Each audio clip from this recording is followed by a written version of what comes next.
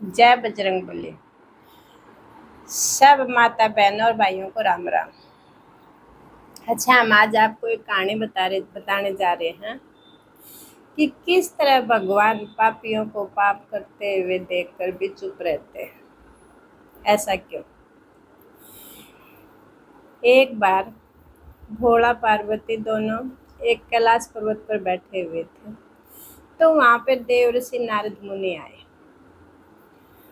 उनको देखकर भगवान भोलेनाथ जी कहने लगे, नारद जी आपका स्वागत है, आइए। आपका आना कैसे हुआ बताइए। तो नारद जी कहने लगे, हे भगवान, मेरे मन में कुछ सवाल हैं जो उथल पुथल मचा रहे हैं, तो आप मेरे सवालों का जवाब दे दीजिए जिससे मैं थोड़ा शांत हो जाऊं। तो भगवान भोलेनाथ कहने लगे, बताओ आपके क्या सवाल हैं। तो नारद मुनि कहने लगे कि भगवान अपने पापियों को पाप करते हुए देखकर भी चुप क्यों रहते हैं। तो भगवान भोलेनाथ कहने लगे, मैं आपको इस सवाल का जवाब एक कहानी के द्वारा देना चाहता हूँ और आप ये कहानी ध्यान से सुनना। अगर ये कहानी आप ध्यान से सुनोगे तो आपके जवाब इसी कहानी में मिल जाएंगे। तो नारद मुनि कहने लगे, ठीक है, आप कहानी सुनाइए, मैं आपकी कहानी सुनता। तो भगवान भोलेनाथ कहने लगे, एक बार एक गांव में एक मंदिर था और उस मंदिर में शिवलिंग की मूर्ति थी, जहाँ पे भगवान भोलेनाथ उसमें वास करते थे। तो उस मंदिर में उसी गांव का एक गरीब आदमी था जो उसका पुजारी था और हमेशा उस मंदिर की साफ सफाई करना, उधर सब चीज़ों का ध्यान रखना, सारी पूजा पाठ करना, तो मतलब सारी बातें वो ही करता था। लेकिन वो बहुत दुखी था और जब अकेला उस शिवलिंग की मूर्ति के सामने होता तो वो अपनी सारी दुख सुख की बातें उसके सामने बैठ के बोलता था। कहता था, हे भगवान, मैं बहुत दुखी हूँ, यहाँ पे सारा दिन काम करके और मेरे को जो थोड़ा बहुत चढ़ावे का सामान मिलता है ना, फल फ्रूट प्रसाद वगैरह, मैं उसी से अपने परिवार की रोजी रोटी चलाता हूँ। और आप कितने सुखी हो जो एक ही जगह पर बैठे रहते हो और सब श्रद्धा स्वरूप आपके ऊपर कोई लड्डू चढ़ाता है, कोई फल चढ़ाता है, कोई मेवे चढ़ाता है, कोई कुछ चढ़ाता है। आप यहाँ बैठे बैठे पूछते हो, आप तो बहुत सुखी हो। तो बार बार वो यही कहता था। तो उसके बार बार कहने से एक दिन भगवान शंकर ने सोचा, भाई इसको बताना ही पड़ेगा, क्या बात है। तो जब उधर मंदिर में कोई भी नहीं था, बस वो गरीब आदमी और वो मूर्ति। तो जैसे गरीब आदमी कहने लगा, ये भगवान, मैं तो बहुत दुखी हूँ, मुश्किल से मेरा 2 वक्त का गुजारा चलता है और मेरे को घर परिवार की बहुत चिंता रहती है और आप तो बहुत सुखी हो, आपको तो कुछ भी नहीं करना पड़ता। तो कहते हैं उधर ही भगवान भोलेनाथ प्रकट हो गए और कहने लगे, हे पुत्र, मैं सुखी नहीं हूँ, आपको तो एक अपने परिवार की चिंता है, मेरी तो ये सारे दुनिया ही बच्चे हैं, मेरे को तो सबका ख्याल रखना पड़ता है। जैसे एक पिता को अपने परिवार में सब सदस्यों का ख्याल रखना पड़ता है, वैसे मैं भी इस संसार का पिता हूँ, मेरे को भी इस संसार में सबका ध्यान रखना पड़ता है। अगर किसी पिता को कोई नालायक बच्चा हो जाए तो क्या पिता उसका ध्यान नहीं रखता? तो इस मंदिर में तो अच्छे भी आते हैं, बुरी भावना वाले भी आते हैं, सब आते हैं, लेकिन मैं सबका ख्याल रखता हूँ। मेरे को तो एक एक का हिसाब रखना पड़ता है और सबसे बड़ी बात है, मेरे को बहुत धैर्य रखना पड़ता है जो इंसान में नहीं होता। कि जब वो पाप करता है तो उसका टाइम देखना पड़ता है कि इसका पाप कहाँ तक पूरा हो गया और कब मैंने इसके कर्म का इसको फल देना पड़ता। फिर भी वो आदमी कहने, वो पुजारी कहने लगा, नहीं आप बहुत सुखी हो, आप यहाँ बैठे बैठे ध्यान रख सकते हो ना, फिर भी बहुत सुखी हो, लेकिन मैं तो बहुत दुखी हूँ, आपके ऊपर सामान तो सारा आ जाता है ना, आपको कुछ करना नहीं पड़ता। तो भगवान भोलेनाथ ने सोचा ये ऐसे बातों से तो मानेगा नहीं, कुछ लोग ऐसे होते हैं जो उपदेश देने से नहीं मानते लेकिन संसार की ठोकर खाने से सीखते हैं। तो एक दिन इसको सबक सिखाना ही पड़ेगा। तो बोले फिर आप क्या चाहते हो? बोले आप अगर इतने दुखी, और गरीब आदमी कहने लगा, अगर आप इतने दुखी हो तो एक दिन मुझे आप अपना स्थान दे दीजिए और आप मेरा स्थान ले लीजिए, तो मैं देखता हूँ कि आप कितने दुखी हो। तो फिर भगवान भोलेनाथ कहने लगे, ठीक है, मैं आपके ये आपका ये बात पूरी कर देता हूँ, मैं एक दिन आप अपना स्थान आपको देता हूँ, लेकिन इसके लिए मेरी कुछ शर्तें। बोला हाँ, मैं आपकी सब शर्तें मानने के लिए तैयार हूँ। बोले शर्तें क्या हैं? तो भगवान बोले, इस मेरे मंदिर में, ये मंदिर ऐसी जगह है जहाँ पे सब लोगों का आना होता, किसी की मनाही नहीं होती। यहाँ पे धर्मी भी आते हैं, पापी भी आते हैं, अच्छे बुरे, छोटे बड़े, महिला बुजुर्ग जवान सब आते हैं। कोई भी कुछ भी करता है तो उसको बड़े पेशेंस के साथ देखना है, कुछ भी नहीं बोलना है। ये नहीं होता अब उसने कर्म किया और तुम उसका फल भी दे दो, नहीं, मुझे इसके आगे पीछे वर्तमान, भूत वर्तमान भविष्य तीनों को देखना पड़ता है और तब मेरे को इसका फल देना पड़ता है। तो आपको बहुत ही धैर्य रखना पड़ेगा, आपने कुछ बोलना नहीं है, सिर्फ देखते जाना। बोले ठीक है भगवान जी, मैंने आपकी शर्त मंजूर है। बोले ठीक है, मेरी शर्त मंजूर है ना, तो आप एक, तो भगवान ने उसको उस शिवलिंग की मूर्ति के अंदर स्थापित कर दिया और आप उस गरीब पुजारी की जगह आ गए भगवान जी। तो अगले दिन सब लोगों का आना शुरू हो गया मंदिर में। तो सबसे पहले एक धनी सेठ आया।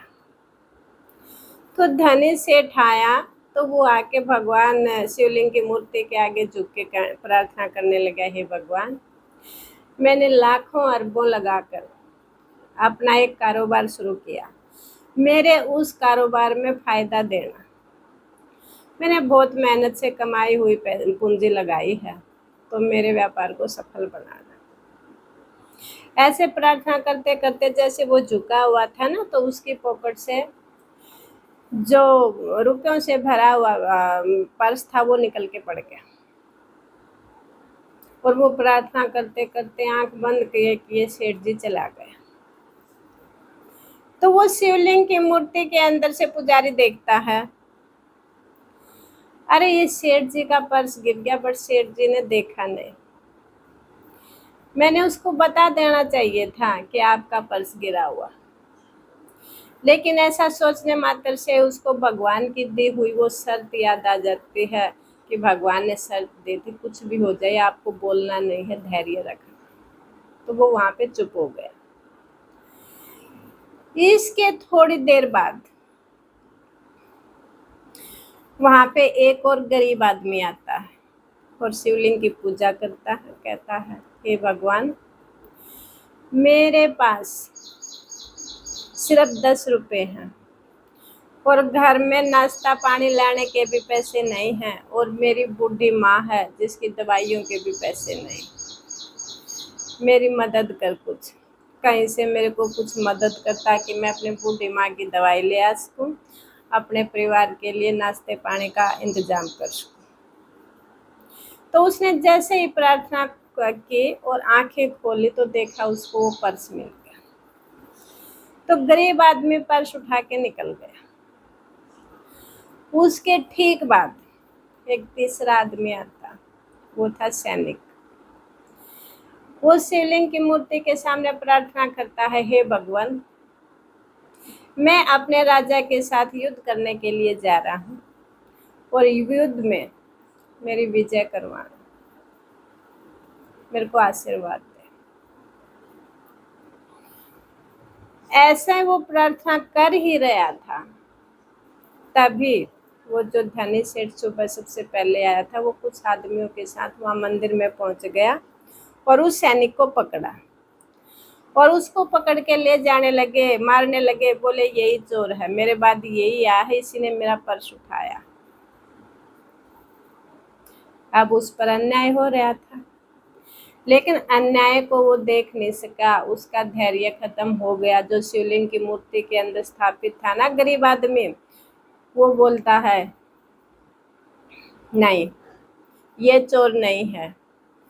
आपके बाद एक दूसरा आदमी आया था जो आपका पर्स उठा के लेके गया है, इसके पास पर्स नहीं है, आप इसको छोड़ दो।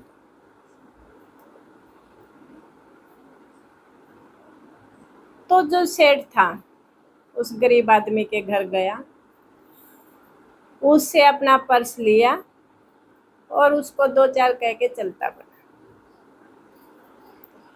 तो अगले दिन फिर भगवान भोलेनाथ प्रकट होते हैं और शिवलिंग के अंदर से वो गरीब पुजारी निकलता, कहता है, हे भगवान, मैंने कल एक ही दिन में बहुत बड़ा न्याय का काम किया।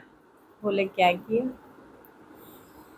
बोले एक ऐसे ऐसे धनी सेठ आया था, उसका पर्स गिर गया, उसके बाद एक गरीब आदमी आया था और वो उसका पर्स उठा के ले गया। लेकिन कुछ देर के बाद वो सेठ कुछ आदमियों के साथ आया, तब एक सैनिक यहाँ पे पूजा पाठ कर रहा था, उसने आते उस सैनिक को पकड़ के मारना शुरू कर दिया। बोले तूने ही चोरी की है, तूने ही मेरा पर्स उठा।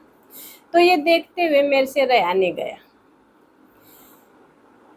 तो मैंने प्रकट होके बोल दिया कि ये चोर नहीं। एक आपके पास और गरीब आदमी, आपके बाद गरीब आदमी आया था, वो पर्स लेके गया। तो मैंने सबसे बड़ा न्याय किया है, उस सैनिक के साथ अन्याय होने से बचा दिया। तो भगवान भोलेनाथ बोले, पुत्र, आपने सबसे बड़ी गलती की है, आपने न्याय नहीं किया है। मैंने ये बोला था आपको पेशेंस रखना है, धैर्य रखना है, लेकिन आपने पेशेंस नहीं रखा, आपने गलत काम किया। बोले क्यों महाराज? बोला आपने ऐसे गलत काम किया, जो वो धनी सेठ आया था, वो गरीब आदमियों के पेट को काट कर पैसा लूटे हुए था। उसने ऐसे पैसा कमाया था, मेहनत से पैसा नहीं कमाया था, और उससे कमाया हुआ वो थोड़ा सा पैसा उस गरीब आदमी के काम आ जाता, उसके परिवार की रोजी रोटी का काम चलता, उसकी बूढ़ी माँ की दवाई आ जाती। और जो वो सैनिक था, वो अपने राजा के साथ एक कमजोर राज्य पर आक्रमण कर रहा था, वहां सैकड़ों जाने जाएंगे, बहुत बेगुनाह लोग मारे जाएंगे, तो आपने उसको छुड़वाना नहीं था, तो आपने कहाँ का न्याय किया? कर्मों को देख के फल दिया जाता है, उसी टाइम पे फल नहीं दिया जाता। तो उसी टाइम वो पुजारी कहने लगा, ये भगवान, मेरे से गलती हो गई, मुझे माफ कर दो, मैं तो ऐसे ही एक आदमी के रूप में ही ठीक हूँ, मैं इतने कर्मों की परख नहीं कर सकता और न ही इतनी जनता का मैं ख्याल कर सकता हूँ। ये तो जिम्मेवारी आपकी है और आप ही करोगे। आपके कहने से मेरे सिर का भूत नहीं उतर रहा था, लेकिन मैंने एक दिन में ही देख लिया कि इस भगवान के पास कितने लोगों की कितनी जिम्मेदारियां हैं, और भगवान टाइम के अनुसार और कर्म के अनुसार कैसे कैसे न्याय करते हैं। ये एक साधारण आदमी के बस की बात नहीं। तो इस पर भगवान भोलेनाथ बोले, ए पुत्र, जो हो रहा है उसको होने दो, लेकिन ध्यान से देखो, धैर्य से देखो। टाइम आने के बाद सब कर्मों का फल हिसाब के अनुसार देखना पड़ता है। मुझे देखना पड़ता है पहले पुनर्जन्म में क्या था, अब क्या है, आगे होने वाला क्या है। तो इनके खातों को चेक करके मैंने उनका फल देना पड़ता है। इसलिए मैं पापी लोगों को पाप करते हुए देखते हुए भी चुप रहता। तो इस पर फिर भगवान भोलेनाथ बोले, हे नारद जी, मैंने आपको ये कहानी सुनाई, आपने सुनी, तो आपके पहले सवाल का जवाब है कि कुछ लोग बुरे कर्म करते हैं तो उनको मैं देखता रहता हूँ। पहले परख करनी पड़ती है उनकी, उसी टाइम पे फल नहीं देना पड़ता, कुछ टाइम के बाद उनका हिसाब चुकता करना पड़ता है, टाइम लगता है, पेशेंस रखना पड़ता है। सबसे बड़ी बात है धैर्य, धैर्य रखो। दूसरे सवाल का जवाब, जो लोग बुरे कर्म करते हैं उनको फल तो भोगना ही पड़ेगा, लेकिन फल भोगने के लिए उनको पता भी चल जाता है। अगर वो अपने अंदर झांक के देखे तो उन्हें पता चलता है मैंने क्या बुरा किया है और किस टाइम पे किया था। भले ही वो अपने मुंह से एक्सेप्ट नहीं करें, बट उनकी आत्मा मान जाती है। तो ये सुनकर नारद मुनि कहने लगे, हे भगवान, मैं आपके सवालों के जवाब से संतुष्ट हूँ। मुझे मेरे सवालों का जवाब मिल गया, मैं अब खुश हूँ। तो ऐसे भगवान भोलेनाथ ने नारद मुनि के सवालों का जवाब देकर उसको संतुष्ट किया। और इससे हमें यही शिक्षा मिलती है कि हमें हर कर्म सोच समझ कर करना चाहिए, अपने कर्म से डरना चाहिए। राम राम।